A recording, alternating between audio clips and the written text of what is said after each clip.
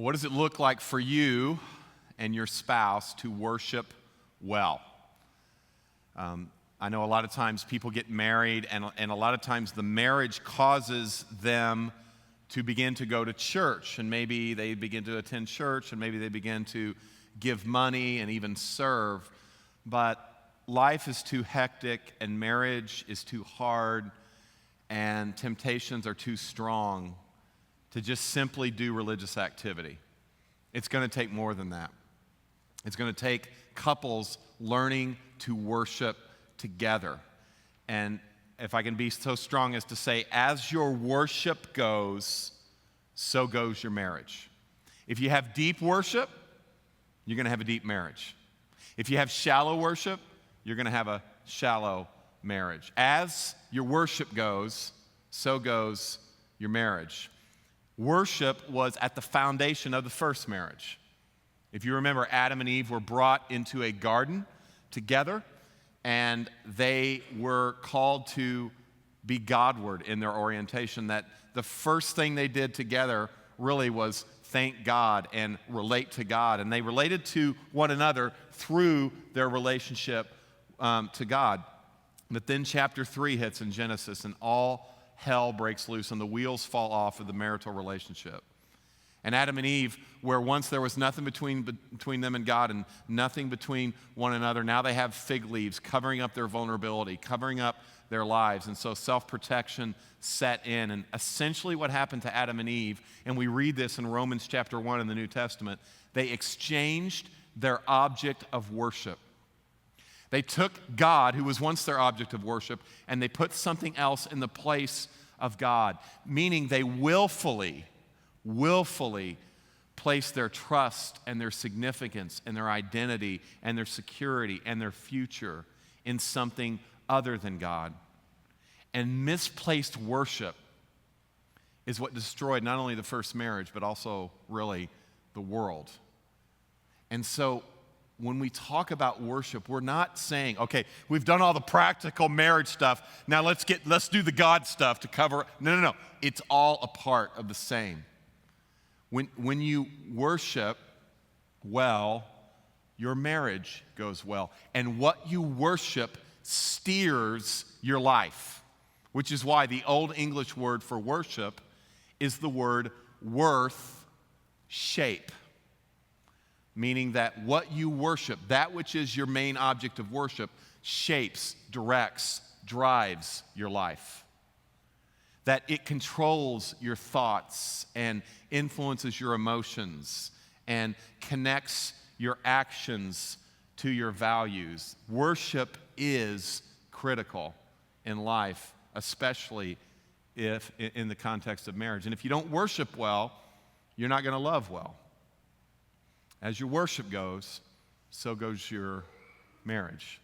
Now, I love this passage of Scripture, and for a lot of different reasons. But one of the things it shows us is how important our relationship with God is with regard to our relationships with people. And it reminded me of the first marriage slide graph that I ever saw. Now, I saw this before I was married, and it just totally and utterly made sense. I think we have it for you here. This is the simple but profound triangle, right? You have God at the top, husband and wife at the bottom, and what happens is when husband grows towards God, when wife gets closer to God, they get closer together. Now, it's so simple, but it's so profound, and that is what we're talking about today. Like when we get closer to God, and if you're not married, think about your closest friends. Think about the people that shape you, the people you spend time with. As you get closer to God, you get closer together. And this is what Jesus is calling this woman at this well. Now, this place that we read, the place that this whole thing took, this event, transpired in John chapter 4 was a holy place. Jesus is talking about worship in a place of worship. It was a place where Joseph had been given very direct commands to the people about his bones. His dad Jacob had dug this well, and Joseph said, when I die over in Egypt, remember in the Old Testament, Joseph was second in command to the main guy in the whole world, Pharaoh, the dominant leader in the whole world. Joseph was his number two. Joseph died, and he said, I want my bones buried in Sychar, which is the place this whole thing took place. And so his bones are there. Altars have been built by Abraham and Isaac in this place. So Jesus is talking worship in a place of worship. And there's a well. And Jacob had dug this well. It had been there forever. And wells are fairly important in the desert if you like water. Okay, so wells a big deal. And Jesus says to this woman, I want you to give me a drink, right? So when Jesus is asking for a drink, when Jesus is at this well, what you have to understand is the well isn't just about sustenance. The well is about connection. Think Starbucks, okay? You go there, and we can argue about whether you need caffeine, whether it's a need or a want, okay? But you go there not just for the coffee, right? You go there for the connection. The same with the well. And this woman, this Samaritan woman, is at this well at noon. Now, you don't go to the well at noon in the middle of the desert. You go in the morning. Why would you go in the morning? It was cooler, right? And you get your water for the day. That's what going to the well is about. You go every single day. She's there at noon. Now, the Samaritans were the most rejected people in that time because they were half-breeds. They had compromised. They had committed grave idolatry. And so they were the most rejected people on the face of the earth. And this woman now is there at noon because she is the most rejected of her people. So she's already amongst the race that's most rejected, and she is rejected. She's there at noon. She is an immoral woman, and so she can't go. They don't want her there. The other ladies who are getting water don't want to be around her. So she's there. The disciples are gone. Jesus has sent them away. I don't know if your parents ever did this to you, but my mom used to say, hey, Darrin, go pick up sticks. One of her friends would come over, go pick up sticks in the yard. I'm like, I picked up sticks yesterday in the yard. And she's like, go pick up sticks in the yard. I'm like, okay, so you're going to have an adult conversation. This is what Jesus, he gets the disciples out of there because they're not going to be able to handle this conversation. Too much racism, too much, sexism for them to be able to kind of enter in. So he gets them out of there. And if this is radical that he would speak to this woman. I mean, Jews didn't talk to Samaritans, period. Jewish men would never talk to a Samaritan woman. And husbands didn't even talk to wives in public. Rabbis, like Jesus, teachers, would never talk to anyone immoral. And Jesus comes up and says, will you give me a drink? Will you give me a drink? Radical. And here's what he's doing. And we're going to flip this. I want you to see how Jesus is dealing with this woman, and I want you to think about how you deal with your spouse, because what Jesus is trying to do is to get her to worship. And if you've been with us in this series, you know that is your job as a spouse, is to help your spouse worship well. And so the first thing he does is he really encourages her spiritual hunger. I mean, she's actually hungry. And so what Jesus does is he encourages that. He's trying to get her to worship. He's trying to, stoke the fires of her spirituality. And she is a wounded woman, but Jesus doesn't see her as a wounded woman. Jesus sees her as a spiritually hungry woman. And so he begins to move this woman past her fear, past her insecurity, past her rejection. He knows the only way that you help someone who's dealing with rejection is to get them to get their eyes off themselves and off their past and onto God and his destiny for them. That's what he's trying to do. And he's like, give me a drink. He's trying to draw her out. Now, look at her response in verse 9. He says, the Samaritan woman said to him, how is it that you, a Jew, ask for a drink from me, a woman of Samaria? She can't believe he's talking to her. Parenthetically, the author says, for Jews have no dealings with Samaritans. Jesus answered her, if you knew the gift of God and who it is that's saying to you, give me a drink, you would have asked him and he would have given you living water. The woman said to him, sir, you have nothing to draw water with and the well is deep. Where do you get that living water? Are you greater than our father Jacob? He's the one that gave us this well, and he drank from it himself, as did his sons and his livestock. And Jesus said to her, everyone who drinks of this water will be thirsty again. But whoever drinks of the water that I give him will never be thirsty again. The water that I give him will become in him a spring of water welling up to eternal life. The woman said to him, sir, give me this water so I will not be thirsty or ever have to come here to draw water ever again. Now, I love this because this is kind of a first step of worship that we're seeing from her. She is saying, okay, I'm all into this water thing, especially if I don't have to come here anymore. Like, I don't want to have to get out in the hot middle of the day. I don't have to be reminded that I'm not married. I don't want to have to be reminded that I'm rejected and other women look down. Just help my life out here. Like, do something that benefits me. All of us start there in worship. All of us start where I'll focus on you, God. I'll connect with you, God, if it helps me. And I love it that Jesus didn't condemn her for that. And you can't condemn your spouse for that, because at various times in your marriage, you're going to have a spouse who is simply trying to get spiritual because it's going to benefit them, right? Or they're operating on a very shallow level, and it's your job to help them grow a little deeper. This is my wife is awesome with me on this. When I get stressed, which occasionally happens. I run kind of hot, okay? I mean, I kind of have, it's shocking to believe, but and so my wife sometimes will talk and she can tell, like, oh man, we got to be careful with Darrin tonight. And she'll say, what do you want? Like middle of the day. Or sometimes I'm proactive and I'll actually call her and say, hey, it's been a hard day. What do you want? And 9 times out of 10, I will say, here's what I want.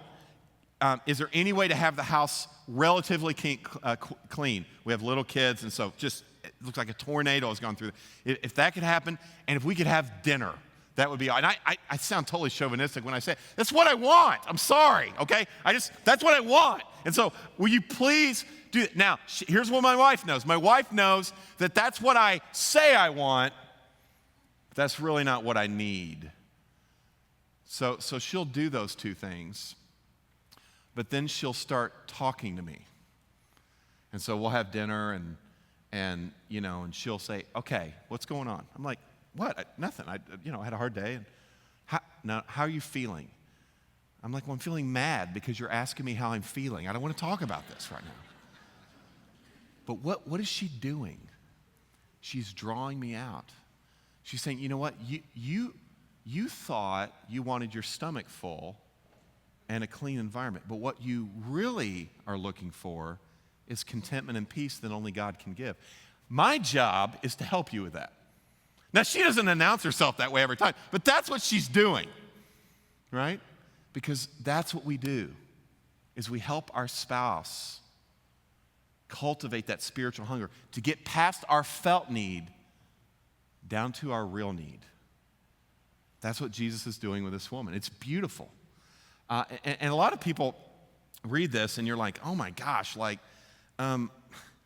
this woman is in this process, and we see this in the narrative. And so some of this spiritual hunger is kind of disguised, and it will be in your spouse too, by the way, because they'll look like a demand for something, a demand to be fixed, which is where I was in that situation. But really, if you have ears to hear, you're going to hear spiritual hunger in your spouse. If you take time, you will sense their longings. You will know what they really are after, and you'll be able to invite them to something much more than just a felt need. This is what Jesus is doing. My real need in that situation was contentment, and my wife, drew me out so that my soul could see that. Don't ignore spiritual hunger in your spouse. It's there. Listen for it. So Jesus is drawing her out. He's inviting her to something more. And he does it in a very unique way. He says, go call your husband, kind of randomly, right? Now, many look at this and go, okay, he's condemning her because she's not married, right? He's calling her out. He's labeling her. You're immoral. Actually, what he's doing, he's engaging her brokenness. That's what he's doing. He's engaging her brokenness. That is our responsibility as well with our spouse. This is really hard to do. Jesus says, go call your husband. This is a strategic strike into her brokenness. Go call your husband.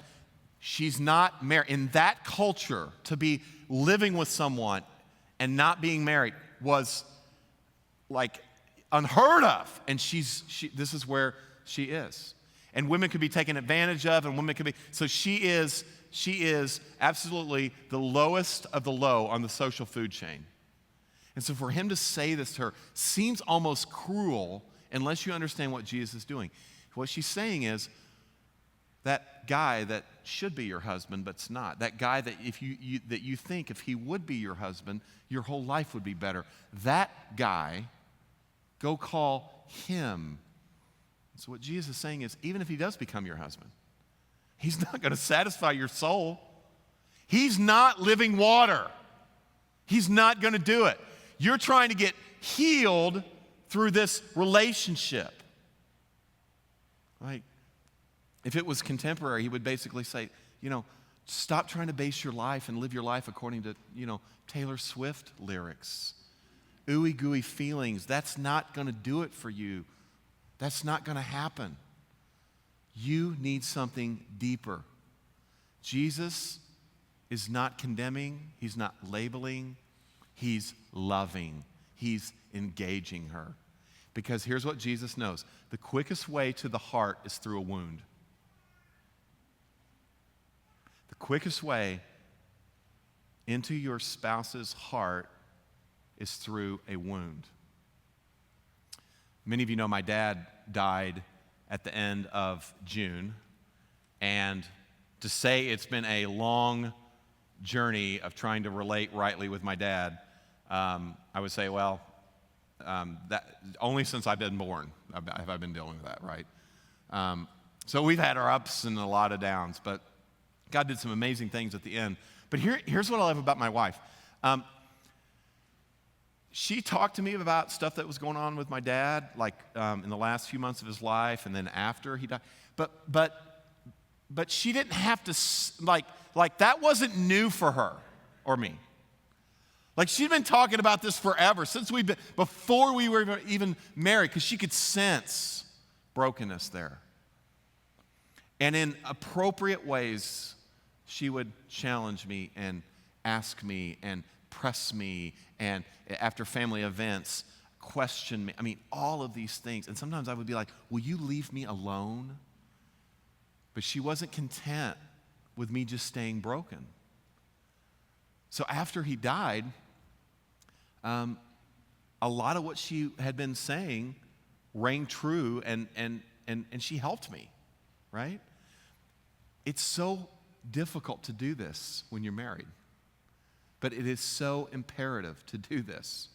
This is what we were talking about a few weeks ago when we brought out that passage from Ephesians chapter 5, specifically verse 26, that says we're to wash one another, right, in marriage. That's part of what we do, and husbands take a unique leadership in that, but that's both spouses that do that. And see, in the first, we hear, so it's a bath metaphor. We hear bath, we think candles, like classical music, bubbles. That's bath for the 21st century. Bath for the first century was, they didn't have antiseptics, they didn't have Neosporin, none of that. You took a bath because if you didn't, you would die. It's the only way to get rid of infection. And if you had a wound on a part of your body that you couldn't reach, guess who washed that? Your spouse. Yeah. So when you poke on a wound that's infected, that's painful. That's difficult.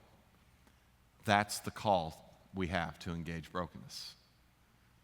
And if you don't do that, can I ask this question? If you don't do that for your spouse and your spouse doesn't do that for you, who is going to do that? Who's going to do that? The answer is no one.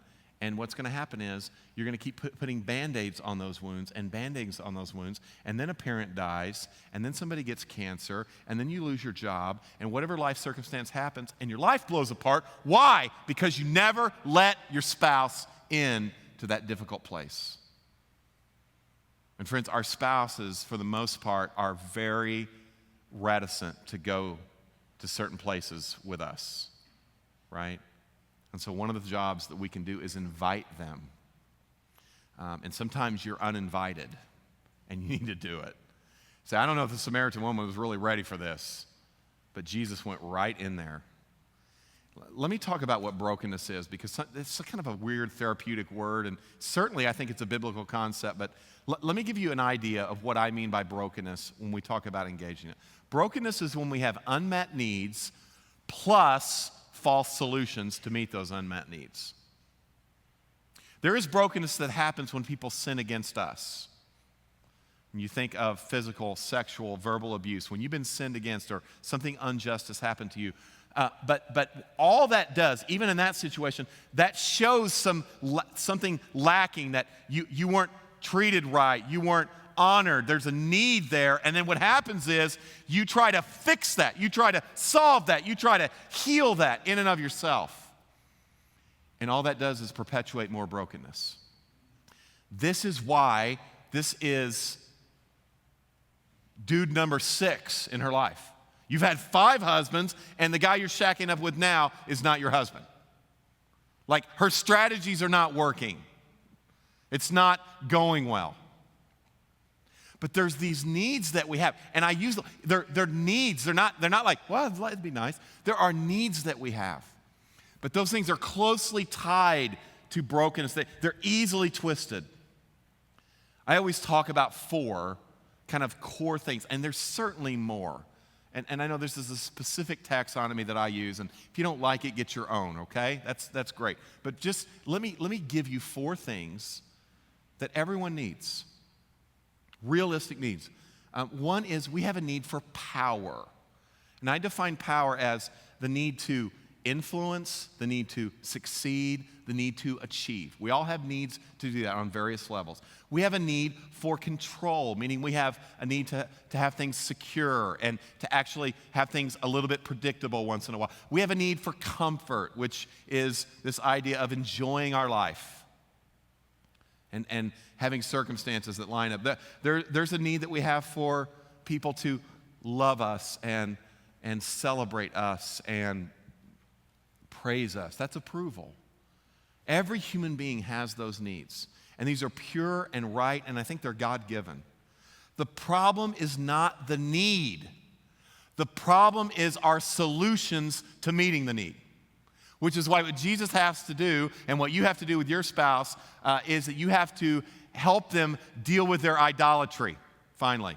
Expose their idolatry. Because when we have these needs and then we try to meet those needs apart from God, that's where idolatry comes in.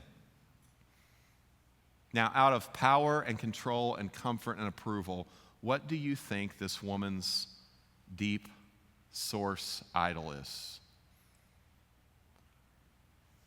It's approval, isn't it? 6 men. She keeps trying to find her affirmation and her acceptance from relationships. She seems codependent. Now, I don't know if this is true, but I know that for most ladies that I have counseled that are in this situation, they go from relationship to relationship or marriage to marriage, or they're extremely promiscuous, I have found, almost without exception, a poor relationship with their earthly father. So maybe this isn't true, could be true. Maybe this gal's dad was real demanding, real harsh, real authoritarian, or he was a nice guy, but he just didn't get involved too much, just kind of let her do, or he was absent, or he was abusive. I don't know, but she has a hole in her heart that she's trying to fill with men. And see, when your spirituality is jacked up that way, what you do, tell me if this doesn't ring true in our culture, what you do is you try to use sex so that you feel approved. Because sex, on a base level, is simply being enjoyed despite your imperfections. It's being delighted in despite your flaws. It's the quickest way that we use to try to feel connected and to try to feel approved. That's her false solution. But it's not really sex. It's deeper than that. She's trying to use men. And she's putting them in the place of God, which is, by the way, a really good definition of idolatry from a great preacher from yesteryear named Martin Lloyd-Jones. This is what Lloyd-Jones says. He says, an idol is anything in my life that occupies the place that should be occupied by God alone. It's when I put something in the place where only God should be. And that can be your job, and that can be your kids, and that can be even your spouse, or even the potential of having a spouse. This is why Jesus says, go call your husband. Well, I have no husband. And Jesus is like, that's right. The guy you're living with right now is not your husband. You know that guy? The guy that won't give you a ring or his last name? That guy? That guy that you're in the hottest part of the day getting his water? That guy? He's your functional savior, and he's failing you. Idols always fail you. They never love you like you love them. They always disappoint. So cruel that Jesus would talk about her husband like that and get in her life. No, it's the most compassionate thing that he does. And it's the most compassionate thing that you can do for your spouse or for your friends is to go, I see that you have, erected this edifice that you're leaning your life on, and I just need to tell you, it's going to fall. And if your life is leaning against it, your life is going to collapse. It's merciful. It's not cruel. And he is relentless. Go call your husband. Now, here's the response. Look in verse 19. I love this. The woman said to him, Sir, I perceive that you're a prophet. I guess. First time you ever met her, and he knows everything. Then I love this, verse 20. Our fathers worshipped on this mountain, but you say that in Jerusalem is the place that people ought to worship. Now, when I first read this, I was thinking, okay, now, she's basically changing the subject, right? Well, who's right, the Presbyterians or the Methodists, right? She's trying to evade. And I get this all the time, right? Especially on planes. I love traveling because with all the, especially now with TSA PreCheck, you don't have to take your shoes off. I highly recommend it. It's awesome. It's like, before all the terrorism stuff, you can actually get on the plane and not have to, strip down. It's great. But so that was a hassle before. That's better. Here's the best part. Sitting by somebody on the plane, and they ask the question, well, what do you do? And I say, I'm a pastor. And then to watch them try to figure out what they're going to say. And it's so funny. I'm talking 80%. Most people will come out and be like, well, I'm Catholic. Or I'm Baptist. Or I'm Methodist. Which is basically them trying to go, I got my deal figured out, Pastor. Don't try to convert me on this hour and 15-minute flight. Right? I'm like, too late, man. God set you here. It's on, right? So I'm not going to be. But I thought that's what she was doing. I thought she was trying to evade. But here's what she's doing. What do you do at the temple? What do? You confess your sins. You work. She's saying, you're a prophet. You're compassionate. How do I deal with my sin? Will you please tell me how to do that? That's what she's doing. And so Jesus has been cultivating this relationship, and he's like, okay, you want to talk worship? Let's do it. Verse 23. It says, the hour is coming and is now here when the true worshipers will worship the Father in spirit and truth, for the Father is seeking such people to worship him. God is a spirit. Those who worship him must worship him in spirit and in truth. Worship isn't a place, Jesus is saying. Worship is a posture. And here's the best news. You think you were looking for God? He's been looking for you. He's after you. You're worried about the where of worship. God is saying, I'm worried about the whom of worship.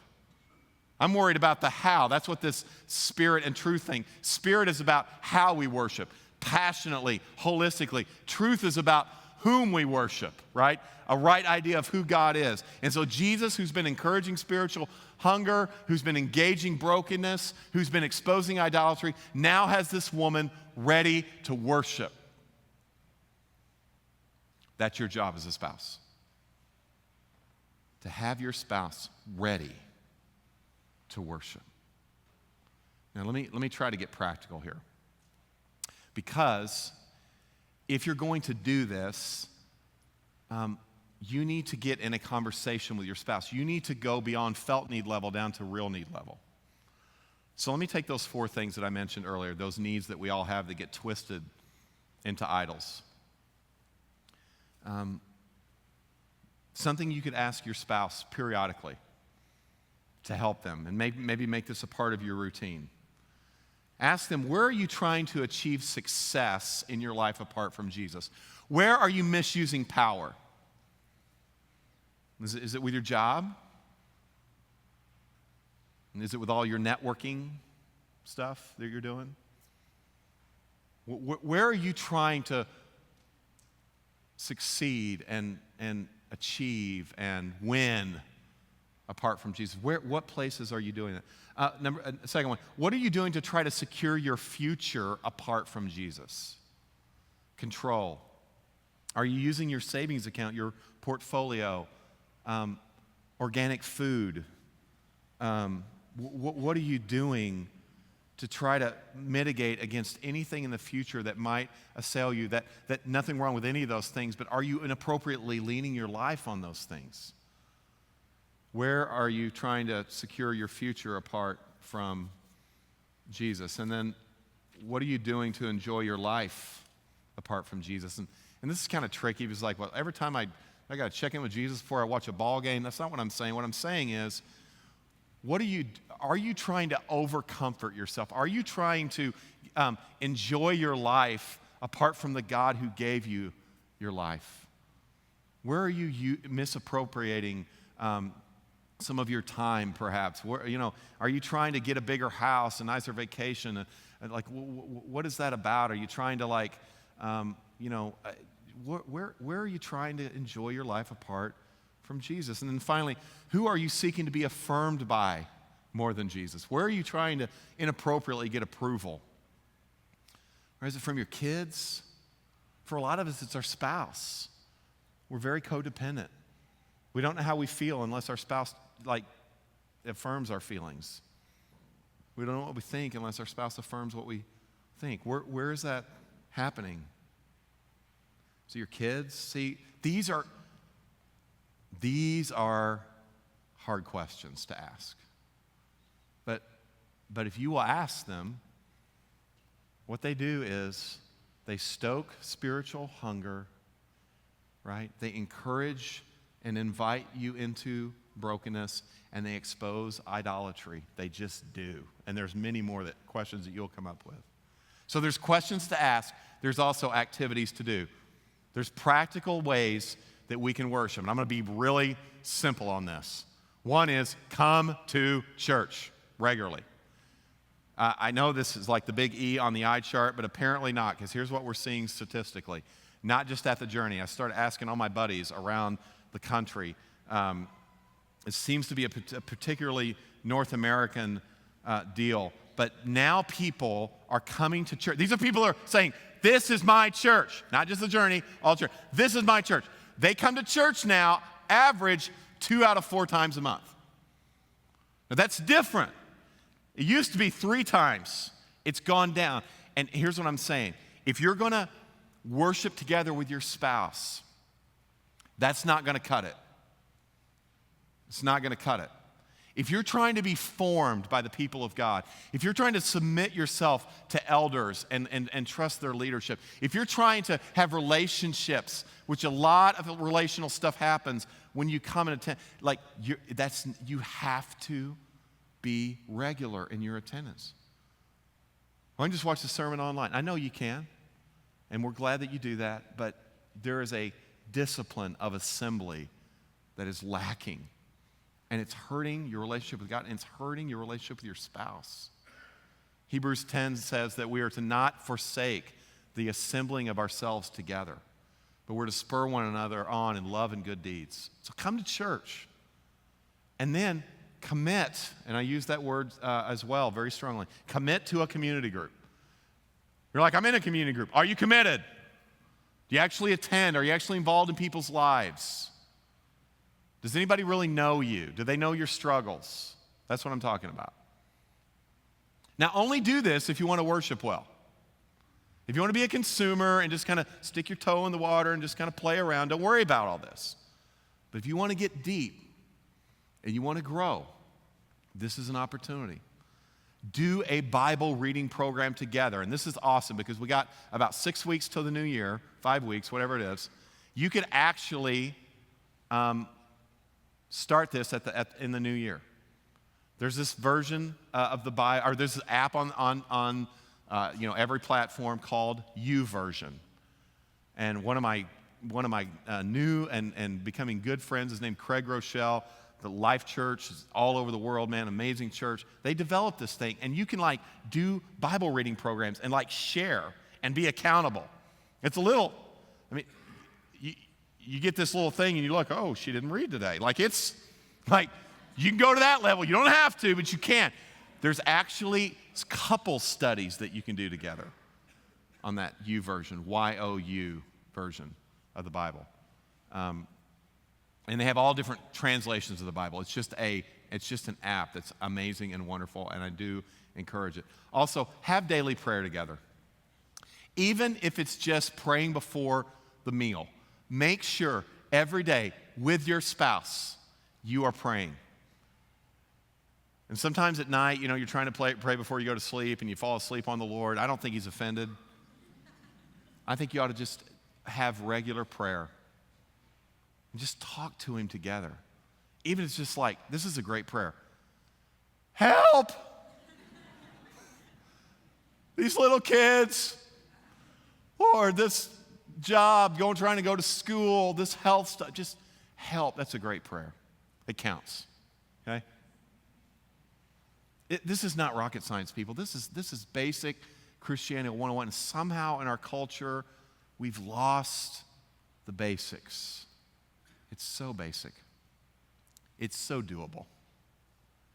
And this is our opportunity. Listen, all this stuff we've talked about, and I'm glad we've gone super practical because we need it. We need to be practical. We need to talk about communication. We need to talk about conflict. We need to, all that.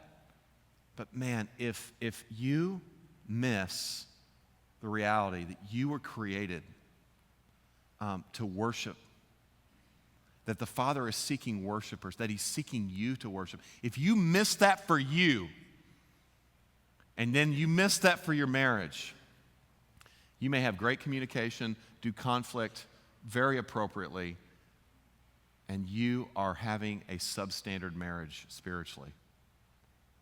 It doesn't have to be that way. God's inviting us to deeper worship so that we can have deeper relationships. That's the possibility that I would like to animate your mind with. What would it look like for me and my spouse, me and my friends to grow so close to him that he is the focus, he is the source, he is the sustainer. Everything just goes better. Because it's how we were made. We were made to worship. And we can do that together. Let's pray. Father, we thank you that the first man and woman were in an environment of worship. And God, we know we can't go back to paradise, but we would like a little bit of paradise in our home. We're so grateful for the spouse that you've given us, even though they frustrate us and annoy us, but you've given them to us, and we don't deserve them. They are a gift from you. So help us to cultivate spiritual hunger in them. Help us to engage them in brokenness, not to try to harm them, but to heal them. Help us to expose their idols so that their little gods can be toppled and that they can put you in the place where only you should be in their life. Help us to do the basic. Help us to ask the hard questions. Help us, Lord, as we try to worship well. And we need you, Lord, to do that. Friends, take a minute and let's just pray and ask God to help us to enter into a time of communion and continue our worship. And maybe just pray with your husband or wife or friend. Just say, hey, Lord, what do I do because of what I heard? Would you be so courageous? Some of us have been married for so long and we never pray together. Why not now? Some of us are busy in ministry. We're leaders, and we rarely pray with our spouse. Why not now? So, Lord, help us as we talk to you with each other. Speak to us.